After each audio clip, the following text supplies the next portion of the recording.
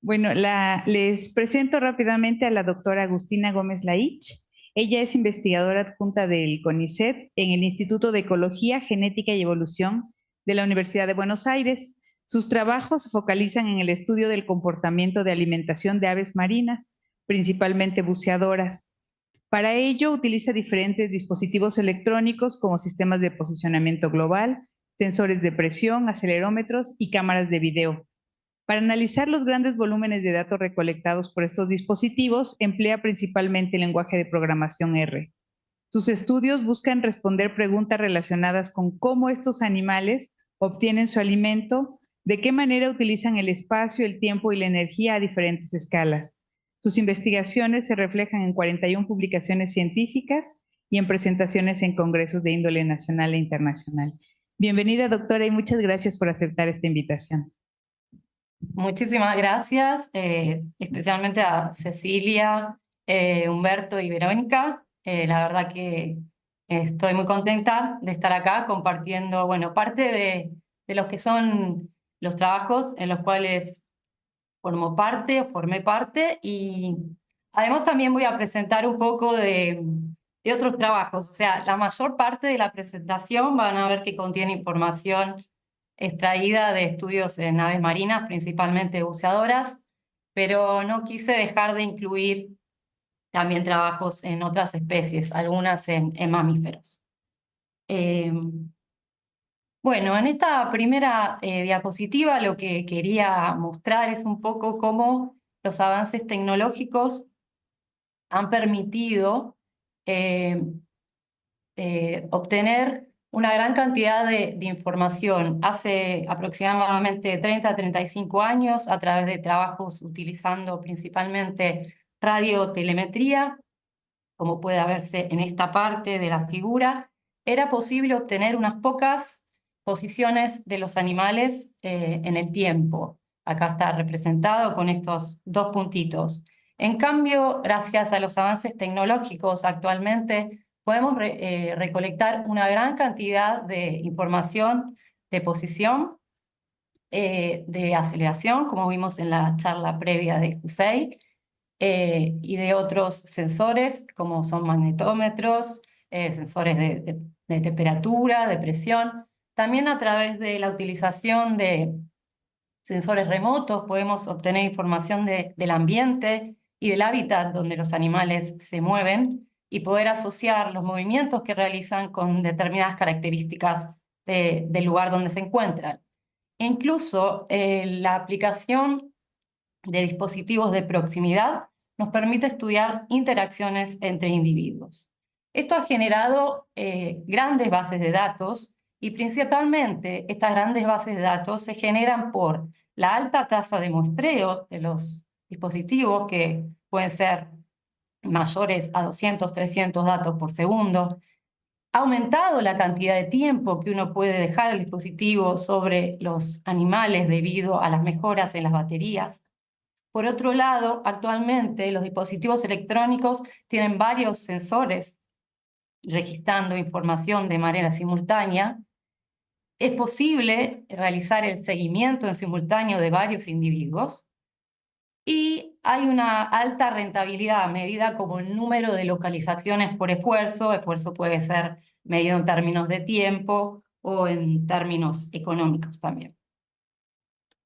A grandes rasgos, una vez que uno colecta los datos, obtiene los datos de los dispositivos electrónicos, hay una serie de pasos que se realizan, que en principio son la exploración general de la información registrada para detectar, digamos, posiciones erróneas en el tiempo o mediciones erróneas de la localización. Luego se realizan en general se hace como un suavizado de las trayectorias, se eliminan las posiciones que no tienen sentido porque el animal no puede haber estado en ese momento ahí. Luego se usan diferentes modelados para modelar justamente el movimiento de los animales. También se pueden realizar mapas para determinar en qué lugares del ambiente el animal pasó la mayor parte del tiempo. Por otro lado, existen varias funciones que nos permiten analizar cómo los animales utilizaron diferentes lugares del ambiente, como podemos ver acá en el paso H, y a través de diferentes algoritmos también podemos identificar automáticamente los comportamientos de los animales. Acá estos son datos que fueron tomados en un tiburón, en el cual a través de los datos de aceleración, que también mencionó Usei en la charla anterior, fue posible determinar a lo largo del día la proporción en las diferentes actividades que se involucraba el animal, ¿no? Bueno, habiendo hecho esta pequeña introducción acerca de los dispositivos electrónicos y cómo han mejorado a lo largo del tiempo y la gran cantidad de datos que ahora podemos recolectar, los objetivos de la charla que les voy a presentar es introducir algunos dispositivos electrónicos, brindar ejemplos de diferentes librerías o paquetes del software R, que es un software de acceso libre que imagino que la mayoría conoce, que es el que principalmente utilizo para analizar los datos de algunos de estos sensores. Presentar características de dos sensores en particular, que son los acelerómetros triaxiales y los magnetómetros. Luego, presentar cómo el empleo de diferentes algoritmos de inteligencia artificial permite reconocer de manera automática comportamientos. Y finalmente, mencionar algunos desafíos que tenemos actualmente asociados a estas grandes bases de datos.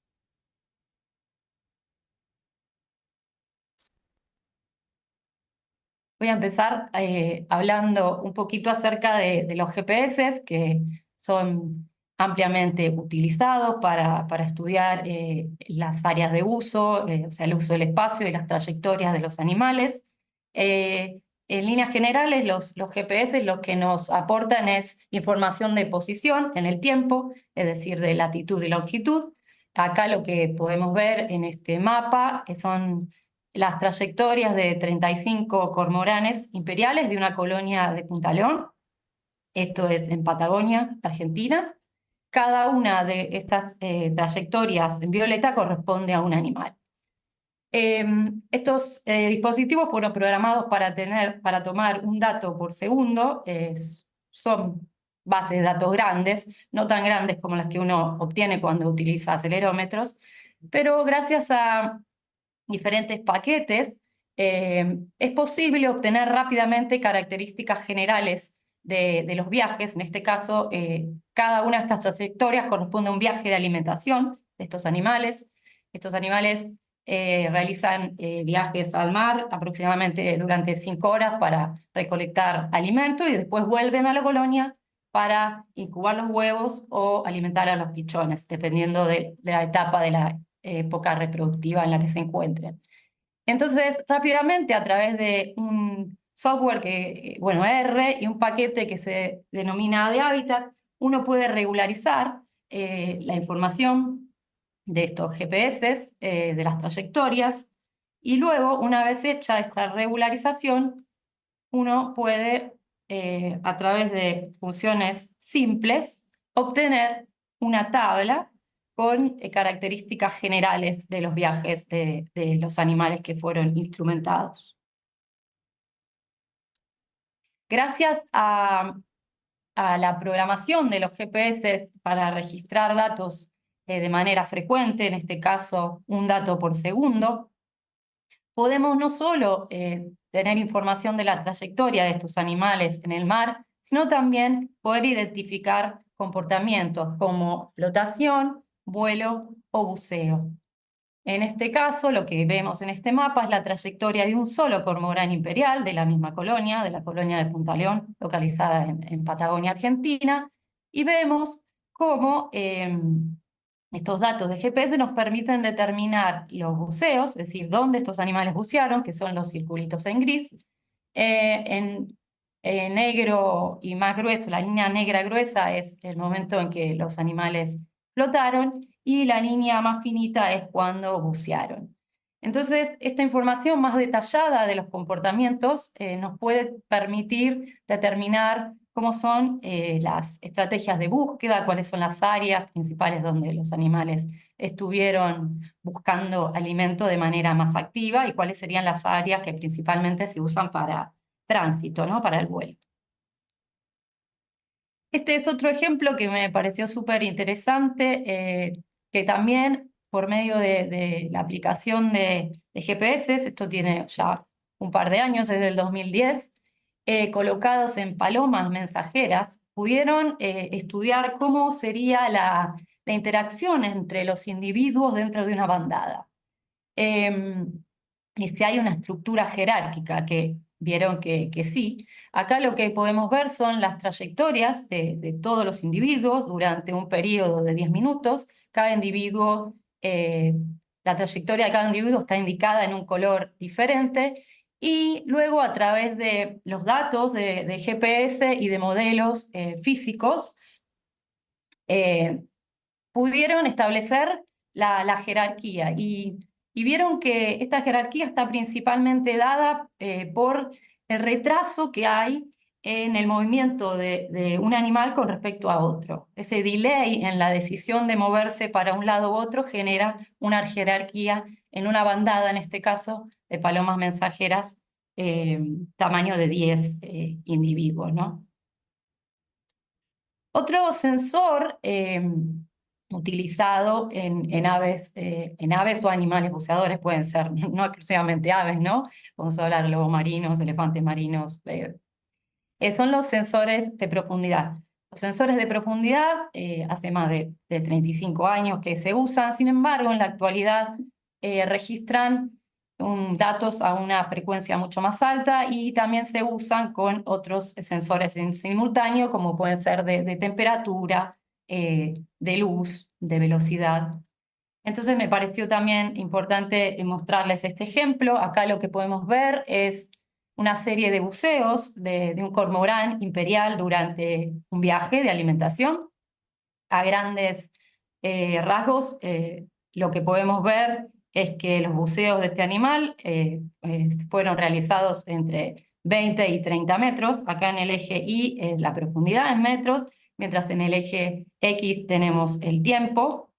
Y a través de otro paquete de R uno puede obtener rápidamente no solo la cantidad de buceos que un animal hizo durante su viaje de alimentación, sino también reconocer cada una de las fases de estos buceos.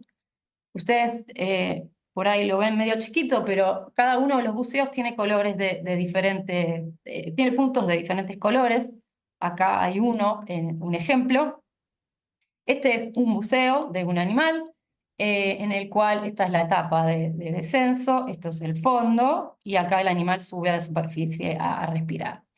Entonces, a través de este paquete DIMOVE, uno rápidamente puede reconocer las fases de cada buceo y obtener características básicas de cada uno de ellos, como podemos ver aquí en esta tabla. Otros dispositivos ampliamente utilizados son las cámaras de video, que nos permiten, por ejemplo, tener información acerca del ambiente en el cual los animales se encuentran. En este caso, lo que vemos es una foto extraída a partir de un video generado por una cámara localizada en la espalda de un cormorán. Esta es la cabeza de un cormorán, y esto es el fondo en el cual el animal se encuentra buscando alimento. Por otro lado, también nos permiten analizar interacciones entre coespecíficos o heteroespecíficos. En este caso, podemos ver cómo la cámara colocada sobre un albatros ceja negra permitió ver que estos animales pasan gran parte de su tiempo siguiendo orcas y se alimentan principalmente asociados a las orcas, que estarían aprovechando el descarte de las presas que consumieron las orcas. Otro trabajo que también es posible realizar a partir del empleo de cámaras es ver cómo es la estrategia de captura y la búsqueda de alimento cuando un animal se encuentra solo o en un grupo con coespecíficos. Este trabajo realizado en un pingüino africano, en las imágenes lo que podemos ver es el pingüino y un cardumen de peces, y en esta figura, en el centro, vemos cuáles son las presas principalmente capturadas. Acá se ve que las presas que principalmente consumen los pingüinos son aquellas que se encuentran en la periferia del cardumen o aquellas que escapan del cardumen cuando el pingüino se acerca. Y esto se ve acá en este grafiquito de torta, la proporción de presas que consumen, que son las que escapan el cardumen, es en rojo, es de la mayoría. En azul es lo otro, ¿no? Acá es lo mismo, pero cuando el pingüino no se alimenta solo, sino con otro pingüino. Y en este gráfico lo que podemos ver es que cuando los pingüinos se encuentran alimentándose de un cardumen, las capturas por unidad de esfuerzo, que es este eje, que es la cantidad de presas que capturan por buceo, es mayor si se encuentran con otros pingüinos comiendo. Las cámaras de video también nos permiten reconocer y etiquetar la información obtenida por otros dispositivos, como por ejemplo los acelerómetros. Acá en estas dos imágenes lo que podemos ver son dos pingüinos de Magallanes que estaban equipados con una cámara y a su vez con un acelerómetro en la cabeza. En esta imagen podemos ver que el pingüino está por predar un calamar y aquí peces. Entonces lo que nosotros hacemos es, mediante la colocación de cámaras y acelerómetros, podemos agregarle una etiqueta a los datos de aceleración y después entrenar algoritmos para reconocer comportamientos. Eso lo vamos a ver un poco más adelante. La información recolectada por las cámaras es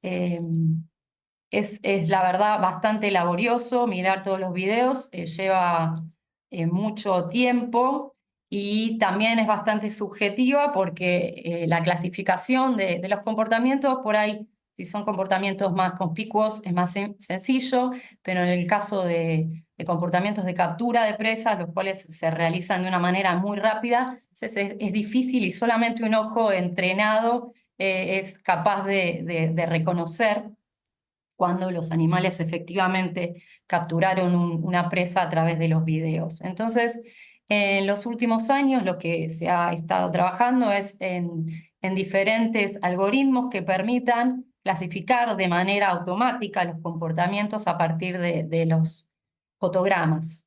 Este trabajo, también realizado en pingüino africano, logró una buena performance con un porcentaje de exactitud del 80%, y lo que lograron reconocer es en las imágenes de video cuando los pingüinos se encontraban descendiendo en el fondo, ascendiendo o en superficie.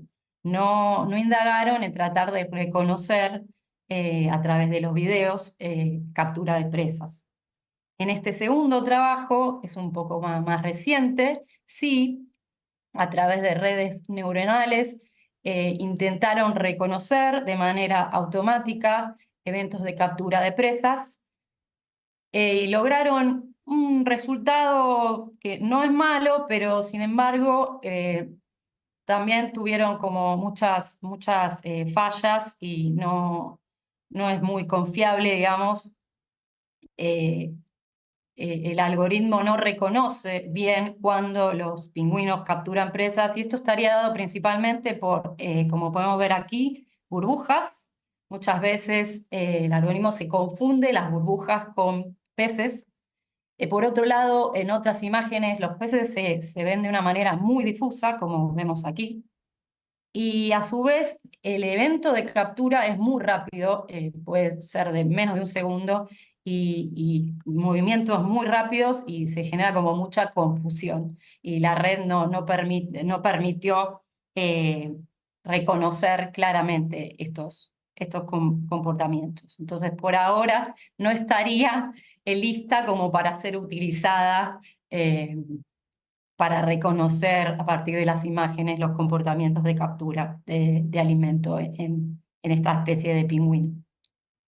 Por otro lado, en general, en la actualidad hay varios dispositivos electrónicos que tienen muchos sensores que pueden encenderse de manera simultánea. Algunos sensores consumen mucho más energía que otras. Por ejemplo, generar videos consume bastante energía. En cambio, hay otros sensores, como los acelerómetros, que no consumen tanto. Entonces, actualmente existen dispositivos electrónicos que, basándose en inteligencia artificial, pueden activar y desactivar otros sensores. En este ejemplo, en un trabajo relativamente reciente, lo que se utilizó es esto es una gaviota, la cual tiene un dispositivo electrónico que tiene una cámara, a su vez tiene sensores de aceleración y tiene un GPS, y el dispositivo ya tiene internamente un sistema que calcula atributos a partir de los datos de aceleración, y cuando y toma decisiones en base a los datos de aceleración en vivo. Y cuando se llega a un determinado umbral o a un comportamiento clasificado en vivo a través de los datos de aceleración, se prende o se apaga la cámara. Es lo que vemos acá. El objetivo, el comportamiento objetivo era la captura de presas. Entonces, a través de la aceleración se reconoce cuando el animal está capturando una presa y ahí se activa la cámara, que es lo que vemos acá. Solamente la cámara se prende cuando la gaviota está realizando este comportamiento. El resto del tiempo está apagada. De esta manera es posible tener solamente información del comportamiento foco y permitir que el dispositivo no gaste su batería de una manera tan rápida. Acá lo que se ve es la trayectoria de esta gaviota y solamente se obtuvo información de video de este punto. Esto es muy útil cuando los comportamientos que uno quiere registrar tienen una duración específica y no son muy cortos, porque hay un delay entre entre el reconocimiento del comportamiento y la orden de encendido de la cámara. Ese delay puede ser de 1 o 2 segundos, y dependiendo de lo rápido del comportamiento que uno quiere registrar, lo va a registrar o no. En el caso de por ejemplo, las capturas de presas muy rápidas de los pingüinos, el delay de 1 o 2 segundos es demasiado, y cuando la cámara se prenda ya va a haber capturado la presa. Entonces hay que ver ahí en qué situación esto serviría. Pasando a los acelerómetros lo que registran es información de aceleración, es decir, el cambio en la velocidad en las 3 dimensiones del espacio. Acá tenemos un ejemplo de lo que es un sensor de aceleración y mide el cambio en velocidad en el eje dorso-ventral, denominado HIV en inglés, en el eje anterior-posterior, o surge en inglés, y en el eje lateral, o sway. En este diagrama, esta figura, lo que podemos ver es ese acelerómetro colocado sobre un oso hormiguero, y aquí podemos ver la información obtenida por ese acelerómetro. Cuando el animal se encuentra descansando, en esta primera parte del gráfico, lo que vemos es cómo los valores de los 3 ejes de aceleración varían según la posición en la que se encontró el animal. En cambio, cuando el animal empezó a moverse, lo que podemos ver a través de la información de aceleración es cómo se movió ese animal en los 3 ejes del espacio. Acá, por ejemplo, podemos ver que principalmente el animal, cuando caminó, se movió en el eje dorso-ventral y lateral. Esta información puede brindarnos, por ejemplo, la frecuencia a la que estaría caminando, la amplitud de los pasos del oso hormiguero, entre otras cosas. Es sumamente importante, como cuando uno analiza datos, visualizar los datos de aceleración. Son series temporales súper largas y hay un paquete que es bastante amigable para graficar series temporales en R, que es este que menciona acá, que es dgraphs. Entonces, la aceleración total que registran los acelerómetros puede descomponerse en dos tipos de aceleración. La aceleración estática, que está generada por el campo gravitatorio terrestre, y la aceleración dinámica generada por el movimiento.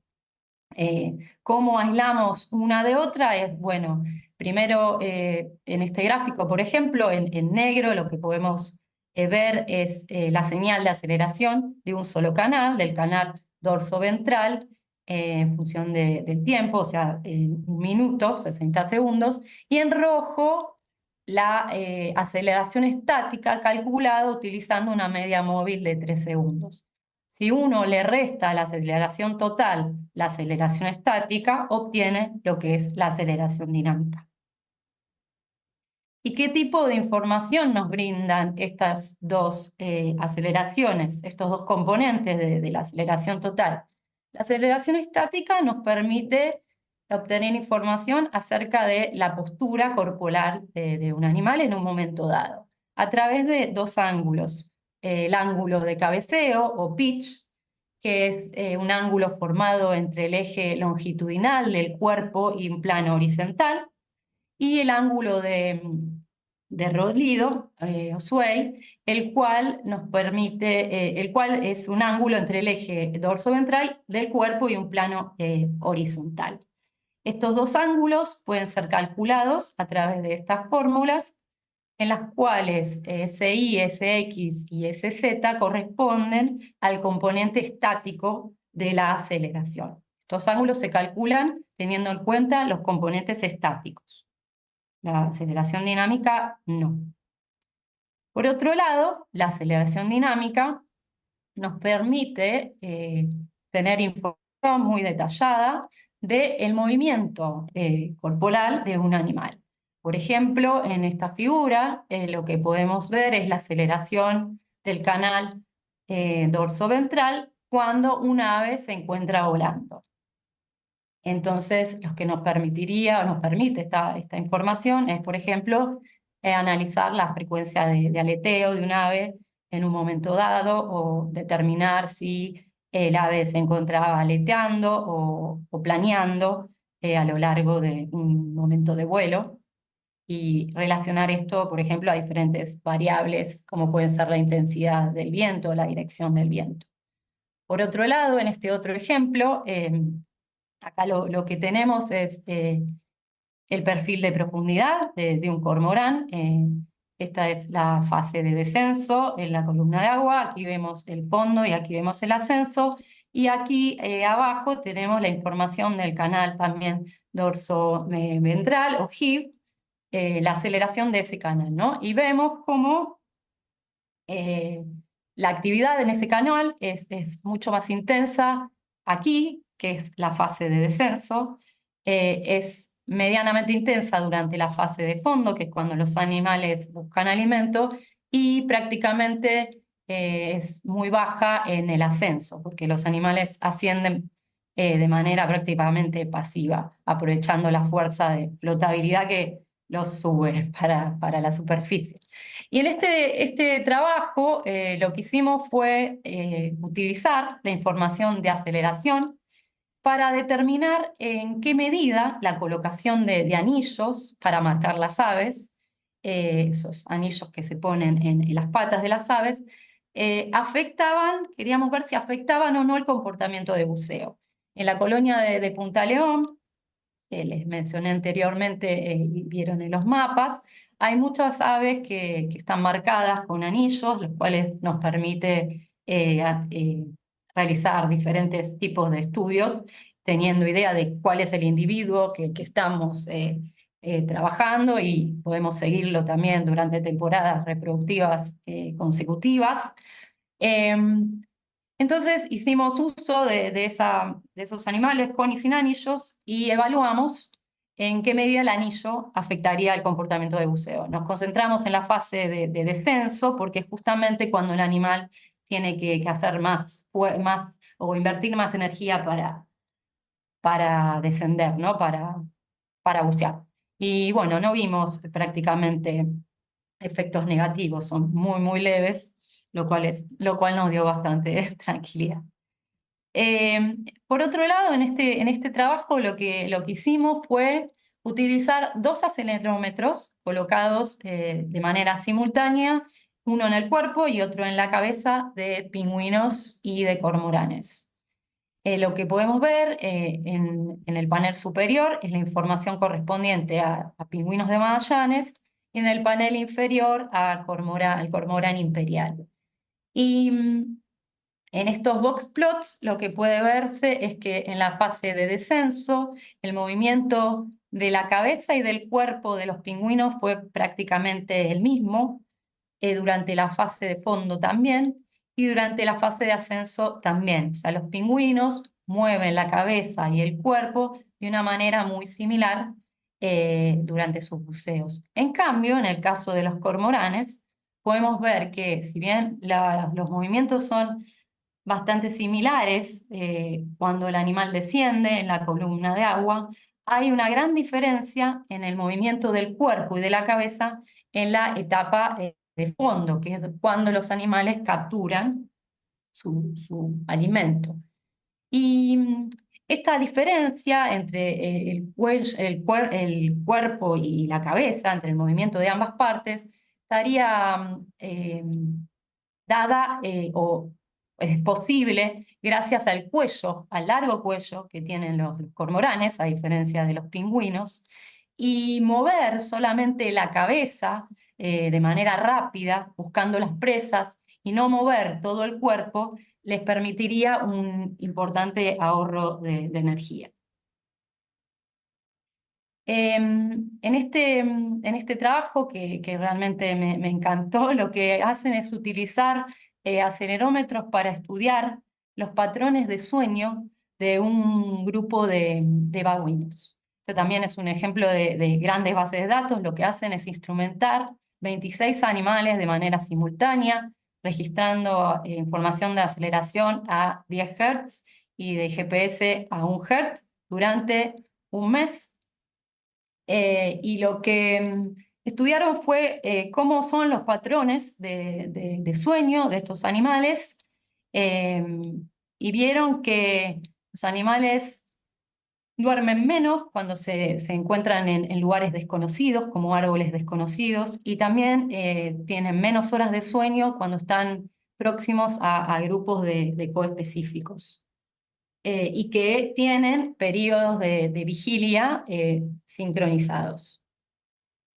Estos animales son sujetos a una predación importante por diferentes predadores, y por eso era uno de los objetivos ver cómo dormían o cuánto dormían y cuánto estaban alerta. Además de permitirnos analizar las posturas y el movimiento animal, los acelerómetros nos permiten estimar la cantidad de energía invertida en comportamientos específicos a través de dos métricas que se derivan de la aceleración dinámica, que son el ODPA y el BEDPA. Estas dos métricas están sumamente correlacionadas, como puede verse en esta figura. El OD va en el eje X y el BED va en el eje Y. Y han mostrado ser un buen proxy del gasto energético. Acá en esta figura lo que podemos ver es la relación entre el ODVA y la tasa de consumo de oxígeno de varios animales.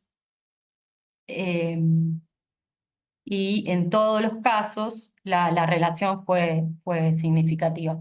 En este trabajo tuve la posibilidad de participar, y lo que se hizo para evaluar en qué medida el ODPA podría ser utilizado como un proxy de gasto energético fue colocar en una caja de respirometría diferentes especies de animales instrumentadas con un acelerómetro y registrar el consumo de oxígeno a medida que se iban registrando los datos de aceleración. Los magnetómetros, por su parte, lo que permiten es, o lo que registran, son cambios en la intensidad del campo magnético terrestre. Entonces nos permiten tener información de la orientación del animal respecto al campo magnético terrestre. Algo que no mencioné es que la información que uno tiene de los acelerómetros no permite saber en qué dirección se movió el animal que llevaba el acelerómetro. Uno puede saber el tipo de movimiento, pero no puede saber en qué dirección se movió, si se dirigió al norte, al este, al oeste, al sur. En cambio, esa información sí es posible de obtener con los magnetómetros. Los magnetómetros, a diferencia de los acelerómetros, son menos sensibles al lugar del cuerpo en el cual se colocan, pero son mucho más sensibles a errores. Tienen varios errores. La medición genera muchos errores, entonces es sumamente importante, antes de colocarlos sobre los animales, realizar una calibración, la cual consiste en rotar los dispositivos y en diferentes sentidos, orientándose al norte. Es sumamente importante hacer este paso antes de colocar los instrumentos. ¿Y qué información adicional podemos obtener utilizando magnetómetros? Bueno, por ejemplo, en esta figura podemos ver los datos provenientes de un cóndor.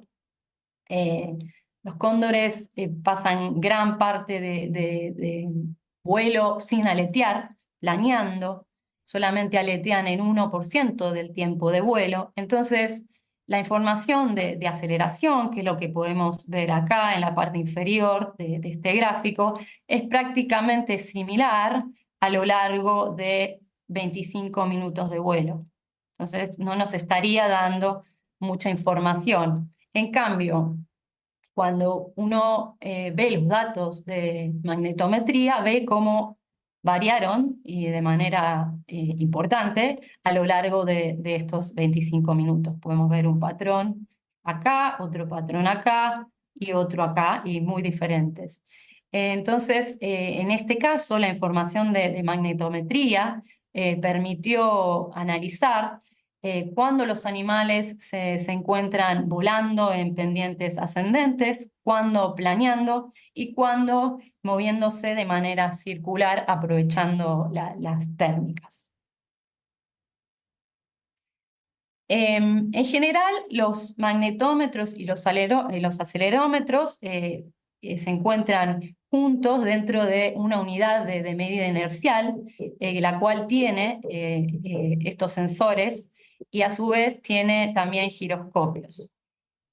Activar los 3 sensores de manera simultánea consume bastante energía, entonces en general lo que se utiliza es el acelerómetro y el magnetómetro, y el giroscopio no se lo enciende, no se utiliza tanto esa información.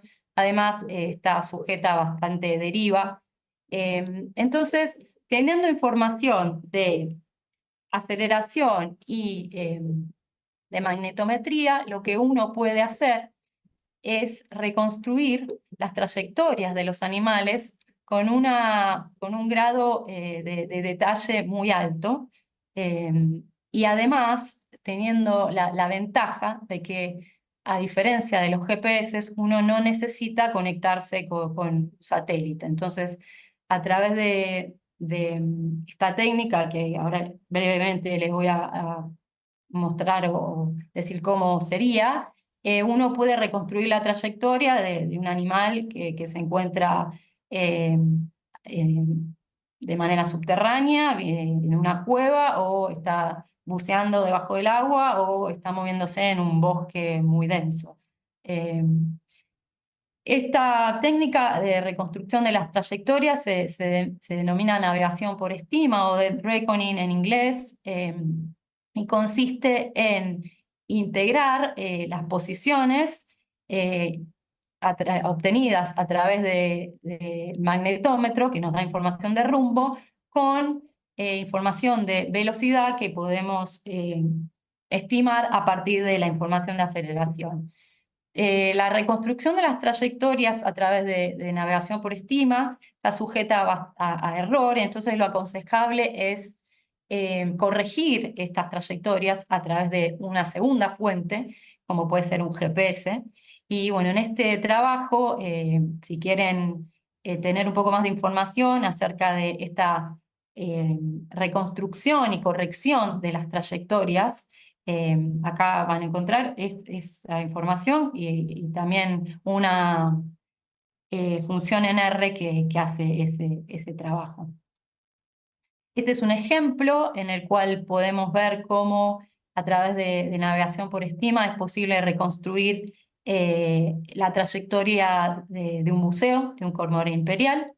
Este es el descenso en azul. En verde podemos ver el movimiento durante la etapa de fondo y en rojo cuando el animal asciende en la columna de agua.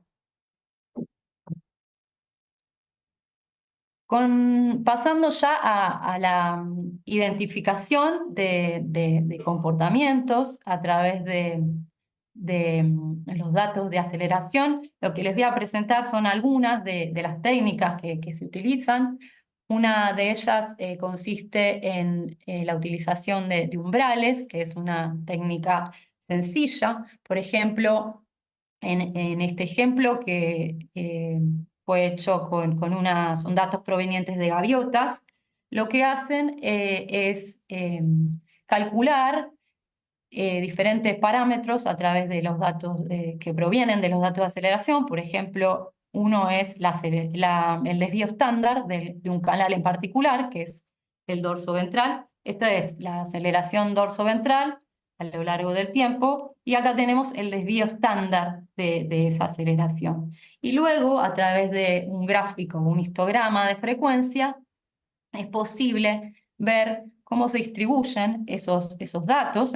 Aquí son los datos de desviación, y establecer umbrales que nos permitan reconocer comportamientos. Este trabajo logró una exactitud del 98%, que es muy alta, y para reconocer estos dos comportamientos que tienen un patrón, como lo podemos ver acá, claramente diferente.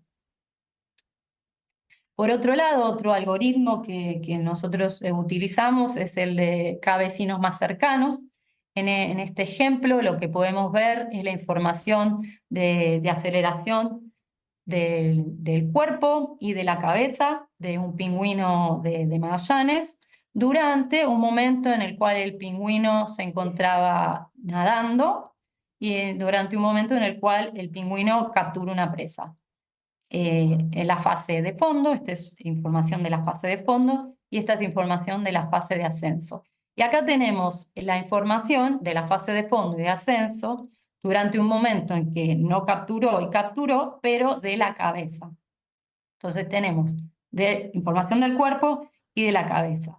Con esta información calculamos una serie de atributos y luego medimos la performance del algoritmo del vecino más cercano para reconocer automáticamente cuando el pingüino capturaba una presa o no. Y lo que vimos fue que el modelo tuvo una mejor performance cuando utilizamos todos los atributos o features, es decir, los atributos calculados a partir de la información del cuerpo y la de la cabeza, una performance un poco más baja cuando utilizamos nada más los atributos provenientes del acelerómetro colocado en el cuerpo, y más baja cuando utilizamos solamente los atributos calculados a partir de la aceleración de la cabeza.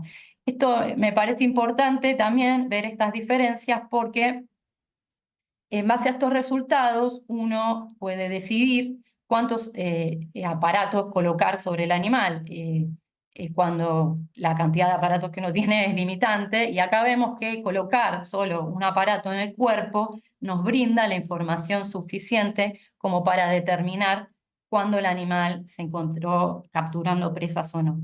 En cambio, en el caso del cormorán imperial, la cosa cambia justamente relacionado a lo que vimos en las diapositivas anteriores, que el cormorán, al tener un cuello más largo, mueve la cabeza de una manera independiente al cuerpo. Entonces, lo que vimos acá es a través de la aplicación del algoritmo de máquinas soporte a información de aceleración de los buceos de los cormoranes. Tratamos de identificar cuándo los cormoranes se encontraban capturando presas. Eso fue posible gracias a la instrumentación de estos animales con cámaras y acelerómetros. Acá vemos fotos extraídas a partir de los videos de un animal recorriendo el fondo, capturando una presa y ascendiendo con la presa en el pico. Y acá vemos la señal de aceleración de estos momentos del cuerpo y de la cabeza. Acá vemos que la aceleración del cuerpo, si bien presenta un cambio en su patrón cuando el animal capturó la presa, que está indicado con esta flecha naranja, ese cambio es más visible en la información del acelerómetro colocado en la cabeza. Y esto es lo que se ve aquí. La información, acá tenemos los scores del comportamiento de búsqueda y de captura. Si estas dos distribuciones estuviesen totalmente separadas, sería como muy sencillo reconocer los comportamientos, pero como vemos que hay un solapamiento, hay capturas que son identificadas de manera errónea, que no son capturas y viceversa. Con estos datos logramos una exhaustividad del 76% y utilizando solamente información de la cabeza del 75%. O sea que en el caso del cormorán, obtener información de aceleración del cuerpo cuando uno quiere identificar las capturas no es tan valioso, es mucho más valioso grabar información de la cabeza, o sea, colocar un acelerómetro en la cabeza. Otros comportamientos que estamos estudiando y tratando de reconocer automáticamente a través del empleo de acelerometría son los comportamientos relacionados a la entrega de alimento por parte de los adultos a los pichones y a la solicitud de alimento por parte de los pichones a los adultos. Esta información que les voy a mostrar ahora es parte de la tesis doctoral de Montserrat del Caño, quien se encuentra trabajando conmigo y el doctor Flavio Quintana. Acá lo que podemos ver es un adulto de cormorán imperial y dos pichones solicitando alimento, y acá el inicio de la entrega de alimento por parte del adulto o al pichón. Bueno, el inicio no, ya le pasó gran parte de alimento acá. Esto es lo que ven en el pico del pichón, es el alimento que regurgitó el adulto. Los cormoranes, cuando realizan este comportamiento de entrega de alimento a los pichones, se mueven de una manera muy particular.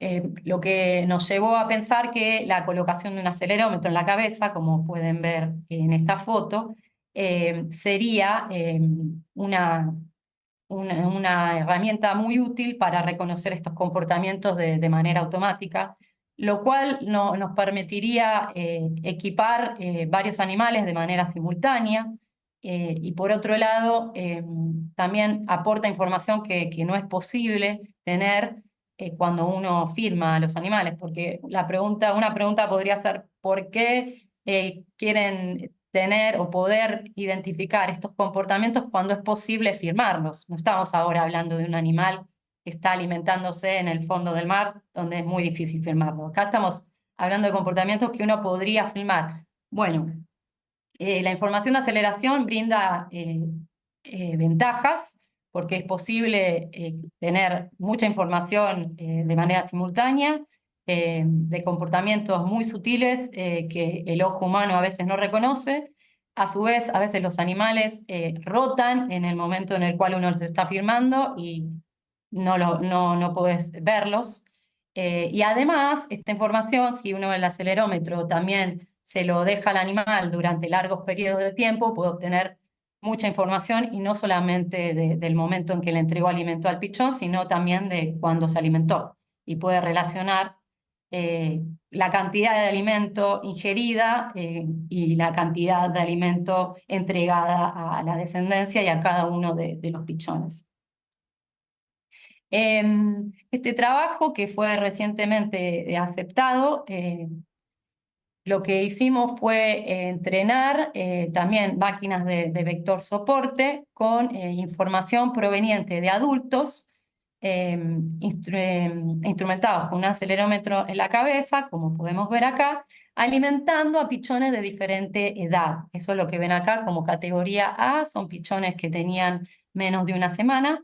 Categoría B, pichones que tenían entre 7 y 14 días. Y categoría C, pichones de más de 14 días.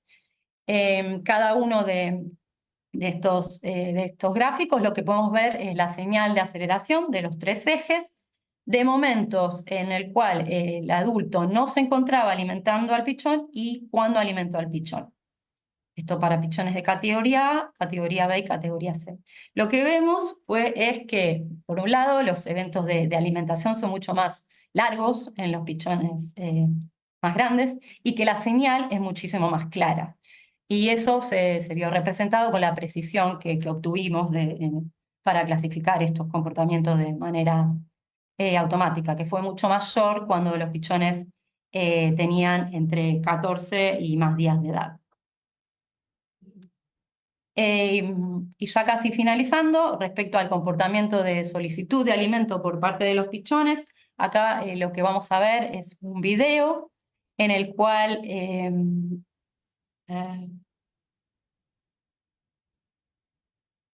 espera, porque no estaría funcionando.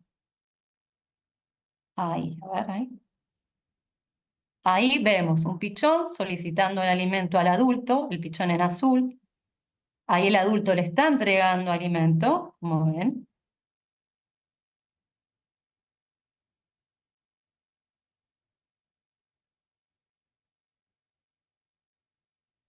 Y ahí finalizó de entregarle. Tanto en este caso, tanto el adulto como el pichón tenían un acelerómetro.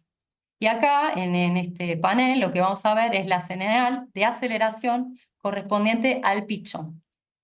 Tanto cuando solicitó alimento, o sea, la primera parte del video, como cuando adquirió alimento por parte del adulto, que es lo que vemos aquí.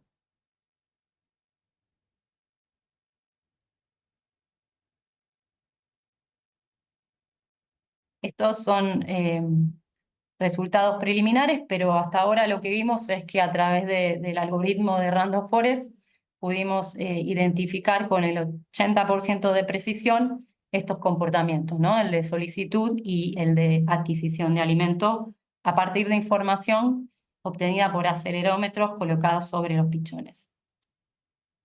Entonces, para finalizar, lo que quería mencionar brevemente son algunos desafíos que generan estas grandes bases de datos obtenidas actualmente para estudiar el comportamiento animal. Uno de estos desafíos es el manejo de esta gran cantidad de información que no es sencillo debido al formato que presentan los datos, a que requieren lugares de almacenamiento y en muchos casos personal capacitado de manera específica para realizar estas tareas que demandan una gran cantidad de tiempo. Por otro lado, y aquí me quería mencionar también que existen plataformas en las cuales uno puede subir, visualizar y compartir los datos principalmente de posición, como los datos de GPS, como Movebank. Las plataformas para almacenar y compartir otro tipo de datos, como los de video y aceleración, no son tan comunes. Por otro lado, otro desafío es lograr una estandarización en el formato de la información. Si bien existen muchas empresas que generan dispositivos electrónicos para estudiar el comportamiento animal, no hay un formato estandarizado, y de acuerdo al tipo de dispositivo que uno tiene, la misma o el mismo tipo de información no siempre viene en las mismas columnas. Entonces, cuando se trabaja con dispositivos de diferentes empresas, hay un trabajo adicional que es estandarizar el formato. Por otro lado, si bien ahora es más sencillo instrumentar muchos animales y de manera simultánea, también hay que tener en cuenta que es importante calcular o hacer un estudio previo acerca de cuál es el tamaño muestral adecuado para responder la pregunta que uno tenga en mente. Respecto a este punto en particular, rápidamente quería mostrar un paquete R que permite, a partir de la información que uno obtiene de un número X de animales tagueados, por ejemplo, en este caso son 117 hembras de un lobo marino antártico, podemos ver qué representatividad tienen esos animales con respecto a la población total. Y acá, en este gráfico, podemos ver que si uno tiene información de posición y de los viajes de alimentación de 117 hembras, tendría representado al 96% de la población de hembras reproductivas de este lugar en particular.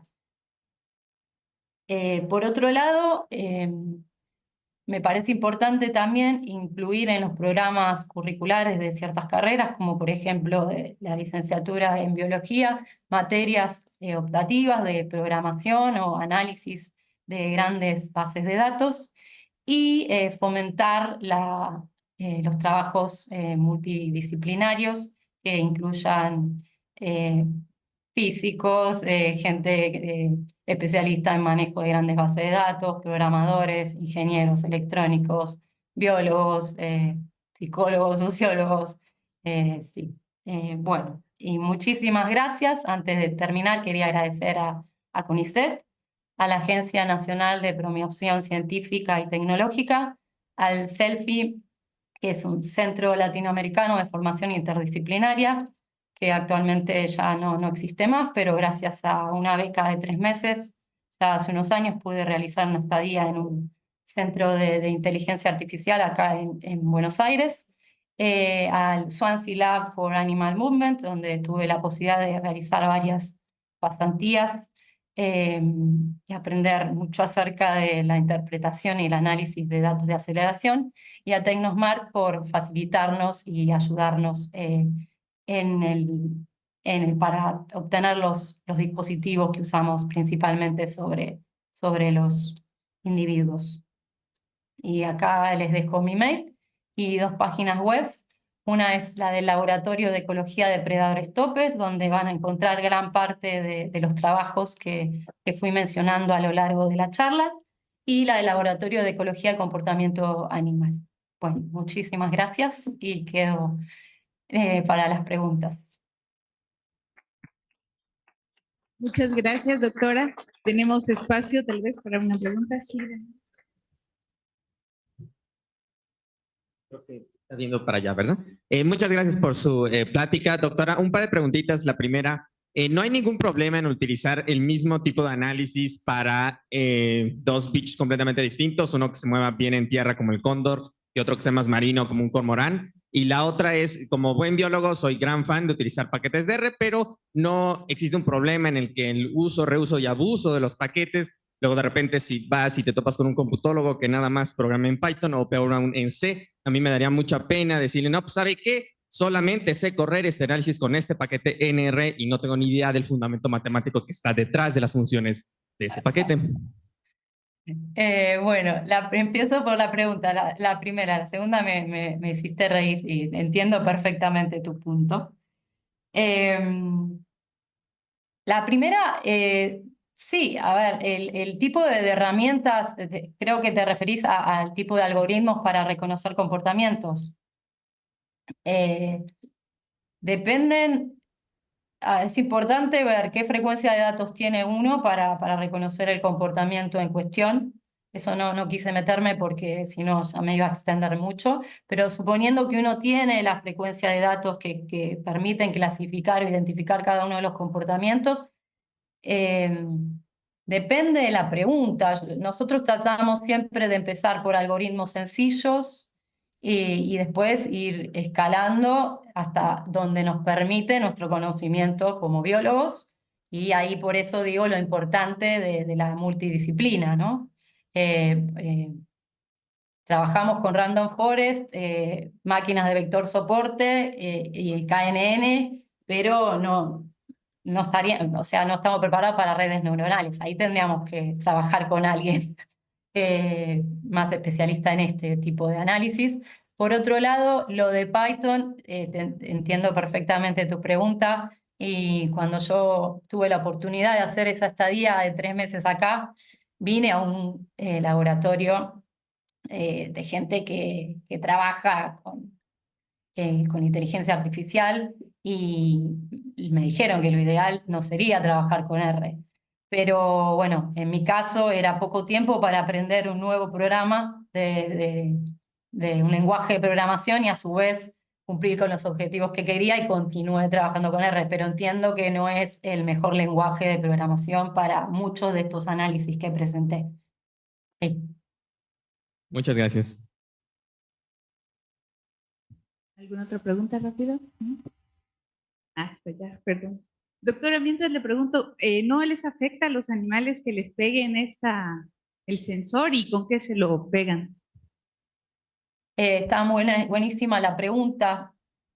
Justamente el cormorán es una especie modelo para hacer esto porque en el caso de los adultos nosotros teníamos ya información previa de animales equipados con acelerómetros en la cabeza, en los cuales los viajes de alimentación eran similares a animales que no tenían instrumentos y también tenemos, digamos, controles visualizando y tomando los tiempos que los adultos invierten en alimentar a los pichones de animales instrumentados y no instrumentados y no vemos diferencias. A los adultos se los colocamos con una cinta que se llama cinta TESA, que es resistente al agua. Son instrumentos muy chiquititos, hasta le damos una forma particular, media curva, para que se adapten a la cabecita del cormorán. Y en el caso de los pichones, que también hicimos controles, porque lo de los pichones es algo nuevo, y no vimos diferencias en los tiempos que los pichones solicitan alimento a los adultos teniendo o no un acelerómetro, se los pegamos con la gotita y les colocamos arriba, o sea, le pegamos, porque los pichones no tienen plumas, entonces no podíamos usar esa cinta. Se los pegamos primero con la gotita y después les colocamos una cinta que se usa para estudios de un kinesiólogo. Es una cinta muy finita, muy flexible, que tiene pegamento. Entonces con eso cubríamos el acelerómetro de manera que la superficie de la cabecita quedara como más lisa, que no quedara el acelerómetro ahí, sino que quedara todo como más suavizado. Y tuvimos muy buenos resultados. Les duró más de un día, los pichones respondieron muy bien, así que muy contentos con eso. Bueno, gracias por su plática. Yo le quería preguntar si el uso de el acelerómetro y el magnetómetro también serían útiles en, por ejemplo, reptiles que no se mueven mucho. A ver si escuché bien, porque está medio bajito. En reptiles, ¿no? Sí, en reptiles. Sí, siempre la información que brinda el acelerómetro va a ser mayor cuanto más se mueva el animal, ¿no? Pero también es importante tener en cuenta que nos brinda información de postura, de si el animal estuvo inclinado hacia un lado o hacia el otro, aunque no se mueva. Así que habría que ver cuánto tiempo el animal se mueve, cómo se mueve, dónde colocárselo también. Y si uno quiere reconstruir el movimiento, sí puede utilizar la información de magnetómetros. Registran Gracias, datos a muy alta frecuencia, entonces pequeños movimientos los vas a detectar. Hay que ver bien cuál sería la pregunta, ¿no?